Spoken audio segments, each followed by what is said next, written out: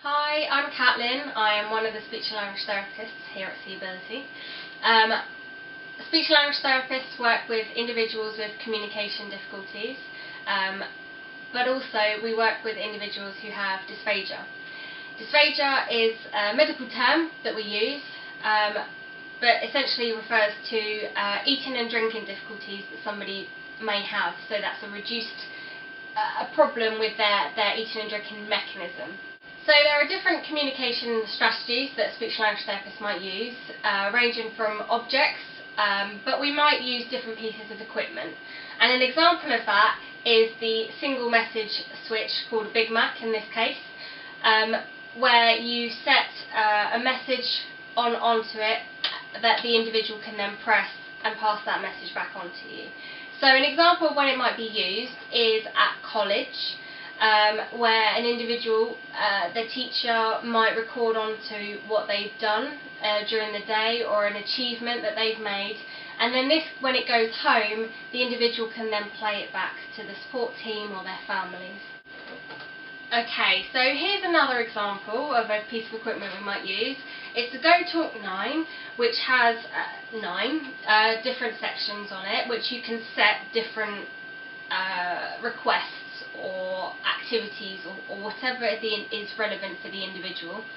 But what's good about these is that we, with the individual's visual impairments that we work with, can tactile mark them if necessary. So if somebody's got vision, they can attend to it using their vision, but if somebody's got reduced vision, we can tactile mark it, and they can use a different sense to use it. So we do like to try and keep up with the latest technology, so we do try and use iPads as well.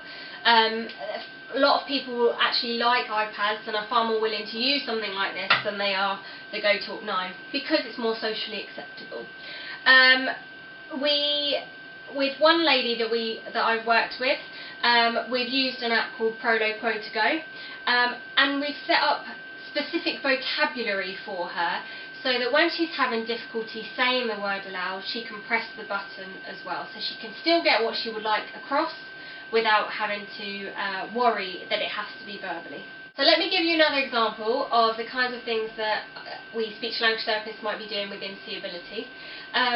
We create communication passports for people, and an example, communication passports, are a book essentially all about me, or the individual, should I say, who it's got lots of relevant, easy read information, essentially tells you what the person likes, doesn't like, how they communicate,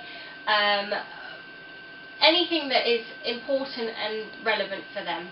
So the communication passport we made with a lady called Pauline. She pretty much made the entire thing herself. I sat down with her to facilitate gaining all the information with her, but she told me what she wanted to put in it. Not only that, she then took it over to her IT sessions to type up, and when it was ready, it came back over here and we put it into a talking photo album, where she actually recorded her own voice onto it, so that it reads the titles of each page. So the good thing about the communication passports is that they are a quick reference for new support staff, or as a reminder for existing staff of things that are really important for the individual. So for Pauline, it was being able to make the choice of when she has a shower or is washed.